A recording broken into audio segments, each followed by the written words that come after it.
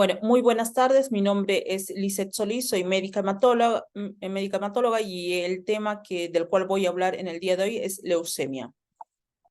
Bien, el objetivo de esta clase, al finalizar la clase, el estudiante será capaz de obtener y elaborar una historia clínica que contenga toda la información relevante necesaria mediante la anamnesis para identificar los trastornos oncohematológicos, realizar un examen físico centrado en la identificación de los signos que permiten sospechar una patología hematológica maligna para realizar el diagnóstico. Identificar el requerimiento transfusional tomando en cuenta el diagnóstico del paciente para realizar un tratamiento rápido y oportuno y jerarquizar las pruebas diagnósticas de laboratorio esenciales en hematología considerando el cuadro clínico del paciente para emitir un diagnóstico. La bibliografía en la cual me basé para realizar este tema son las guías de diagnóstico de tratamiento de la Sociedad Argentina de Hematología, la edición 2022, el libro de Fundamentos y Aplicaciones Clínicas de Hematología, la cuarta edición, y el libro de pregrado de hematología del año 2017, también la cuarta edición. El sumario de esta clase es la definición, la historia, el diagnóstico, el tratamiento y el soporte transfusional. En relación a la definición, decimos que la leucemia es una neoplasia caracterizada por la proliferación anormal de células mieloides o linfoides de origen clonal, ¿ya? Estas células inmaduras se vienen llamando blastos y estas inician la proliferación en la médula ósea. Una vez de que han alcanzado su máximo de proliferación, estas van hacia la sangre periférica y a otros tejidos, ¿no? Esta proliferación de estas células va a producir el desplazamiento de los elementos medulares normales. Y por ende, el paciente va a presentar anemia, trombocitopenia y leucopenia con neutropenia, ¿no? En relación a la historia, en 1827 fue descrita por Belpo, el cual evidenció pacientes que venían con visceromegalias, con visceromegalias, fiebre de mucho tiempo de evolución, y él describe, ¿no?, que estos pacientes tenían un cambio en la coloración de la piel.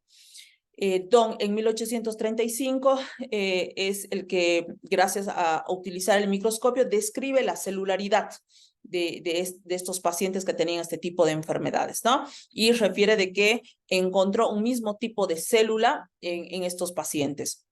Bennett en el 45 también evidenció de que los pacientes que tenían visceromegalias asociados a fiebre, ellos interpretaban que tenían procesos infecciosos severos, porque decían, y describen que por las venas salían un líquido como pus, ¿ya?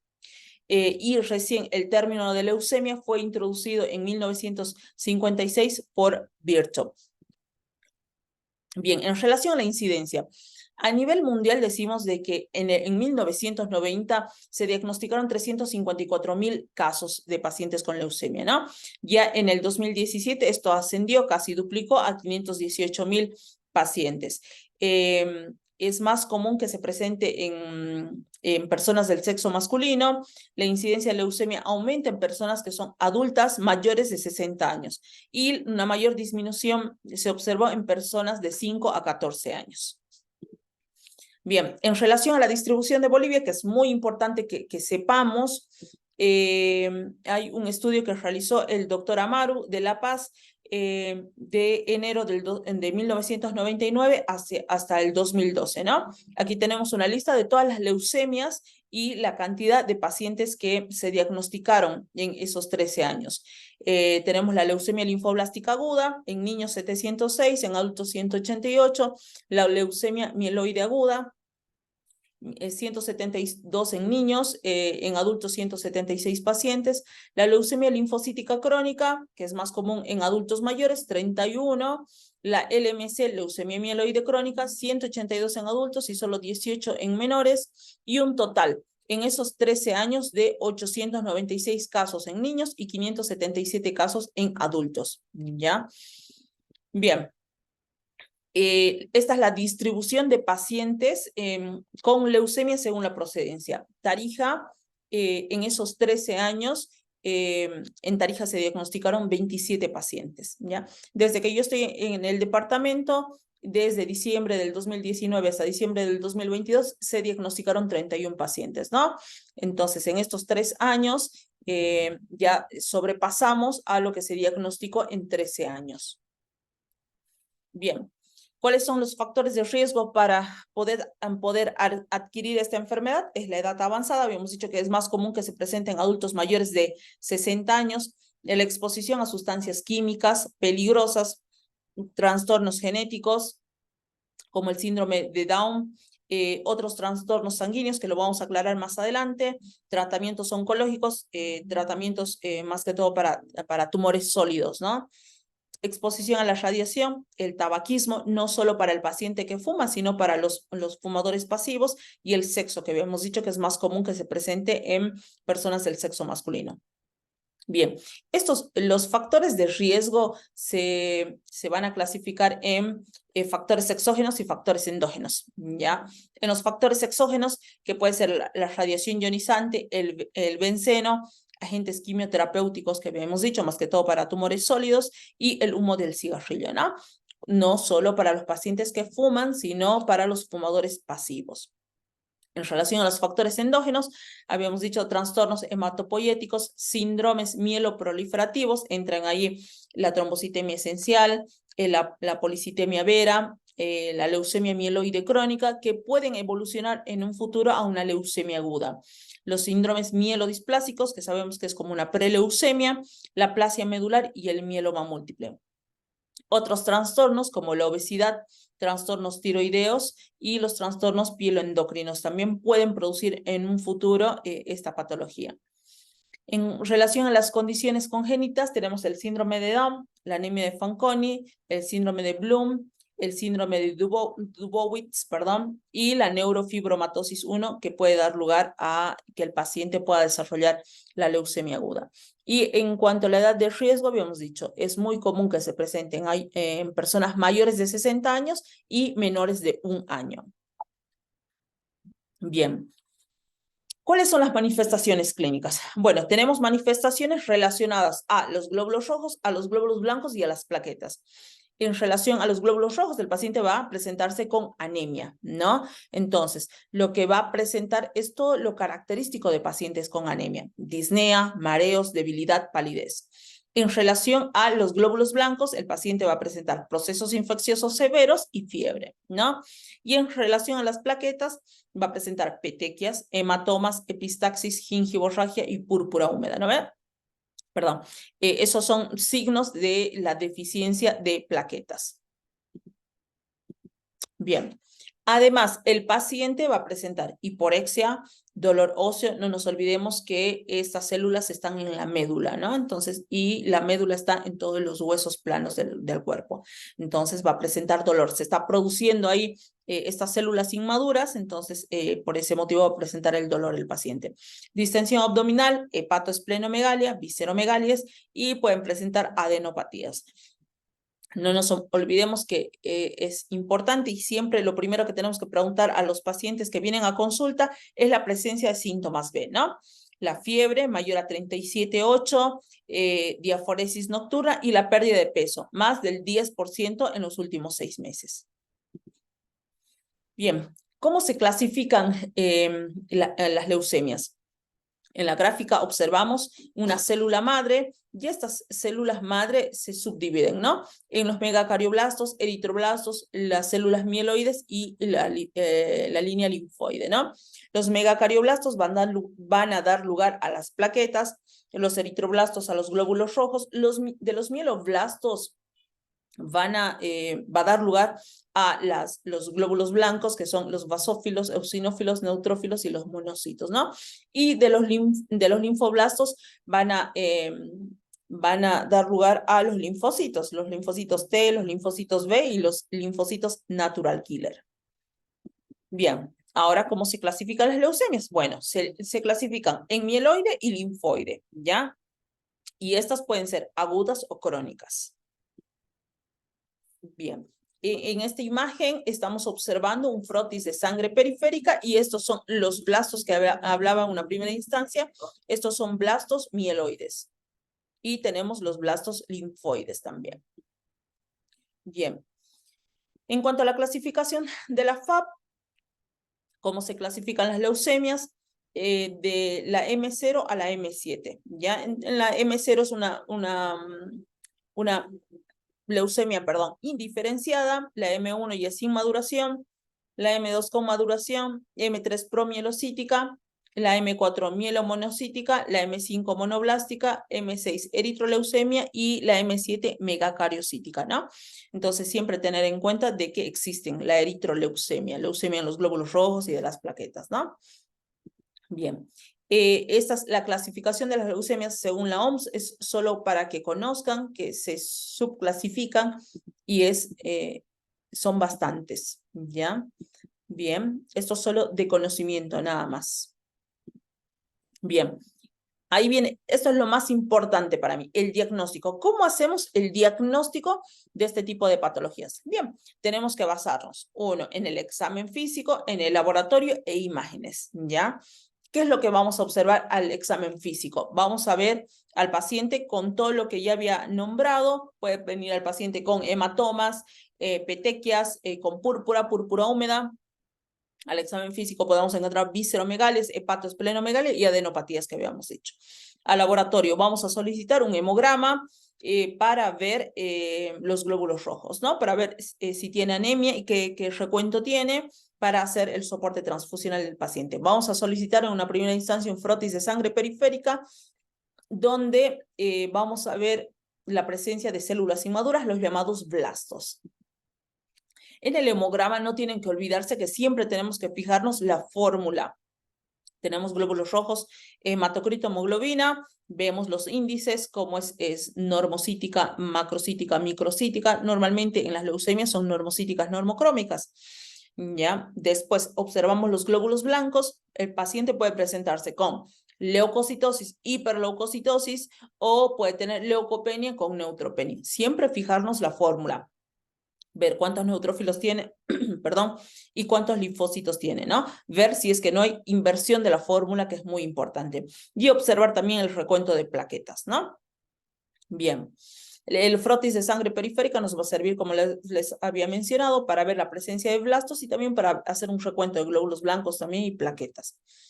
En las pruebas de hemostasia que se va a solicitar está el TP, el tiempo de protrombina, el KPTT, el tiempo de sangría, coagulación, y también lo más importante es el fibrinógeno, el dosaje de fibrinógeno. No nos olvidemos que estos pacientes pueden fallecer por procesos infecciosos o por sangrados, que es muy común, ¿ya? Entonces, sí o sí tenemos que tener un coagulograma y un dosaje de fibrinógeno para hacer la reposición en caso de que esté disminuido, para evitar complicaciones sangrantes en este tipo de pacientes. Bien. Vamos a pedir, si el paciente refiere que viene con cuadro de fiebre, entonces hay que pedir todos los estudios, ¿no? Hay que hacerle los hemocultivos, BCG, PCR, hemocopro, urocultivo, todo eso, y cubrirlo al paciente lo más antes posible, ¿no? Con un buen esquema de antibiótico. Siempre tener en cuenta los pacientes que vienen con hiperleucocitosis, glóbulos blancos muy elevados, entonces pedir los parámetros de lisis tumoral, ¿no? Entonces, ¿cuáles son los parámetros? Pedimos el ionograma para ver la presencia bueno, hipercalemia, pedimos el fósforo, el calcio, que es lo único que va a estar disminuido, el fósforo va a estar elevado, vamos a pedir también la función renal, que es muy importante, y el ácido úrico. Bueno, bien. También vamos a pedir la beta-2 microglobulina y la LDH, que son como marcadores que nosotros utilizamos para este tipo de patologías.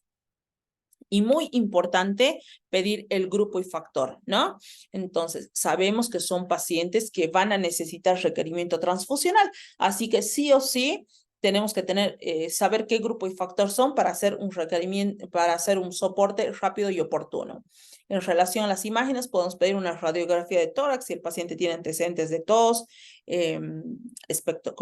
productiva, radiografía de senos paranasales, si es que no encontraríamos nada, tomografía, podemos pedir una pantomografía, un ecodoppler cardíaco, que más que todo se pide cuando ya tenemos el diagnóstico para el inicio del tratamiento.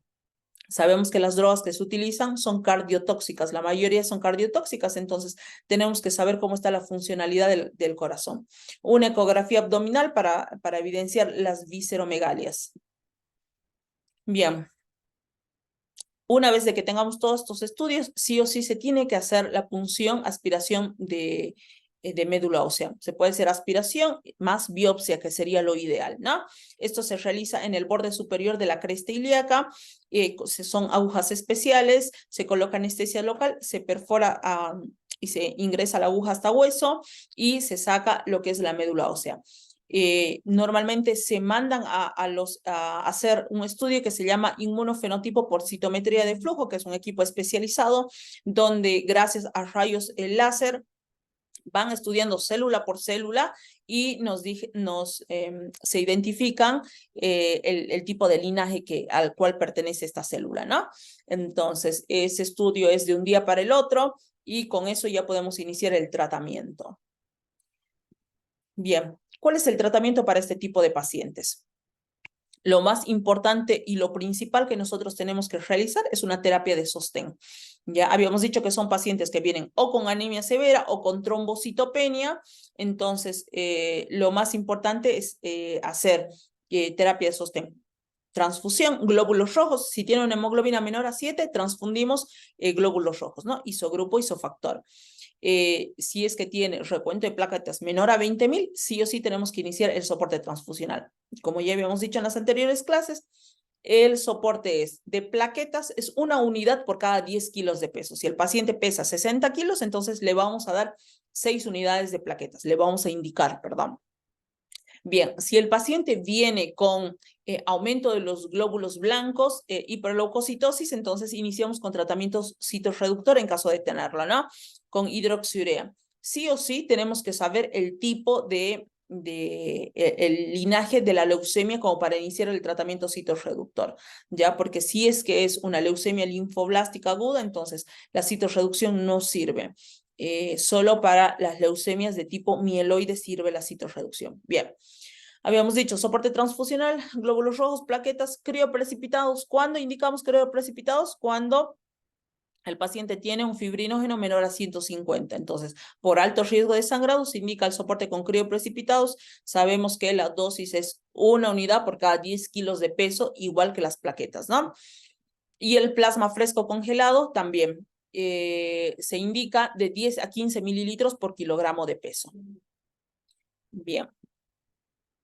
Esto es lo más importante de la clase, es saber que estos pacientes pueden intercurrir con lo que es la lisis tumoral, ¿no? Entonces, habíamos mencionado que el paciente puede tener hiperpotasemia, hiperfosfatemia, hipocalcemia, deterioro de la función renal, y el ácido úrico elevado, ¿no? Esto puede dar lugar a que el paciente pueda fallecer por las complicaciones, ¿no?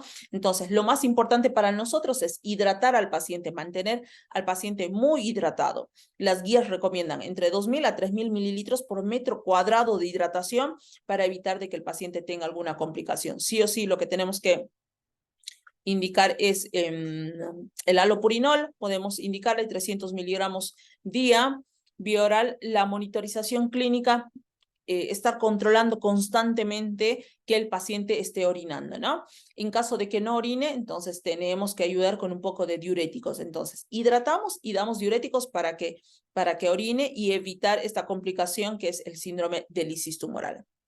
La rasburicasa lastimosamente no tenemos en el país, pero sería un tratamiento muy importante para este tipo de pacientes que tengan esta complicación que es el síndrome de lisis tumoral, esta intercurrencia más que todo, ¿no? Bien, el tratamiento. ¿Cuál es el objetivo del tratamiento para estos pacientes con leucemia? La meta es la curación, ¿no? Se basa en múltiples esquemas de quimioterapia, Normalmente utilizamos una inducción para los pacientes con leucemia linfoblástica aguda. Se tienen que realizar profilaxis del sistema nervioso central porque esta patología puede infiltrar el sistema nervioso central. Siempre en el examen físico tenemos que revisar todo el paciente, ¿no? Puede haber infiltración también en los testículos en los varones. Así que revisar detalladamente estas áreas para evitar complicaciones a futuro. Bien, después se realiza una consolidación y se hace un mantenimiento de este tipo de pacientes. En caso de que no respondan al tratamiento, se puede indicar un trasplante de médula ósea, ¿no? Hay que buscar un donante compatible y para hacer este tratamiento. En el país todavía no se están realizando, por el momento solo en Argentina, en el Brasil, Chile y Paraguay. Bien, ¿de qué se trata el trasplante de médula ósea? Como para que sepan, tengan conocimiento de esto, tenemos al donante que se ha escogido, se le hace el estudio, la prueba del HLA, si es compatible, se lo estimula al paciente con un factor estimulante de colonias granulocíticas, son inyectables que se le coloca por 5 días al paciente y después se lo conecta a una máquina de aféresis. Se recolectan las células madre y después estas células madre se lo infunden al paciente, ¿no? Antes al paciente se lo prepara, se coloca quimioterapia y después se infunden estas células madre para que después esas células empiecen a fabricar ya células buenas, por así decirlo, y para mejorar, para la sobrevida del paciente, ¿no? Bien, solo nombro nada más las terapias con CAR T-cells, que es un nuevo tratamiento novedoso donde se extrae la sangre del paciente para obtener las células T, los linfocitos T, se preparan las células con CAR T en el laboratorio, se las modifican, después se reproducen millones de estas células y se la vuelven a infundir al paciente, ¿no? Entonces, estas células con el CAR T se unen a las células cancerosas y las van a destruir. Eso es un tratamiento nuevo, novedoso. Bueno, es novedoso, nuevo no es porque ya hace mucho tiempo se está utilizando en los Estados Unidos y recientemente se ha empezado a utilizar en el Brasil. Bien. Eso era solo como para que conozcan y tengan idea de que existen otros tratamientos que se pueden realizar en este tipo de pacientes.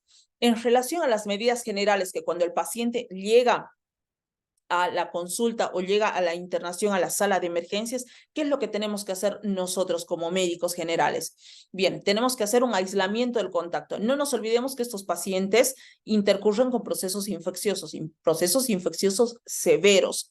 Así que sí o sí tenemos que hacer un aislamiento de contacto. Tenemos que realizar profilaxis antibiótica, se le puede indicar cotrimoxazol, lunes, miércoles y viernes, 800, 160 miligramos. Se le puede indicar aciclovir, 400 cada 12 horas o 800 días y nistatina, ¿no? Colutorios con nistatina para evitar de que el paciente pueda intercurrir con un proceso micótico a futuro, ¿no? Se tiene que indicar sí o sí la dieta para neutropénico, que quiere decir dieta para neutropénico, todo cocido, todo hervido, ¿ya? El balance estricto en este tipo de pacientes, peor si está cursando con un síndrome de lisis tumoral, el control de ingresos y egresos estrictos y sí o sí contar con el equipo de bioseguridad. Bien, es importante saber de que para el manejo de estos pacientes no solo está a cargo el hematólogo, sino hay un equipo multidisciplinario.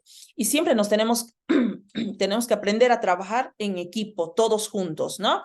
Entonces, este equipo multidisciplinario consta del hematólogo, la gente de la unidad transfusional, ¿no? Los bioquímicos, biotecnólogos, el médico internista que tiene que estar al lado para ayudar con los procesos infecciosos, el infectólogo lo mismo, médicos de terapia intensiva que tienen que conocer al paciente porque en cualquier momento se puede descompensar y tiene que pasar a terapia intensiva, cardiólogo, neumonólogo, gastroenterólogo, imagenólogo, enfermería y laboratorio. En realidad, todo el hospital tiene que estar al tanto de que hay un paciente con este tipo de patología para que entre todos podamos sacar adelante al paciente. Bien, eso sería todo por la clase de hoy. Si tienen alguna duda, espero me la hagan saber.